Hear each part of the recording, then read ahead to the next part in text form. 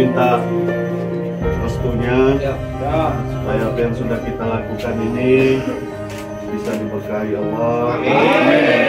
Bisa membawa kawan-kawan untuk bisa lebih nyaman dalam bekerja, aman dalam bekerja.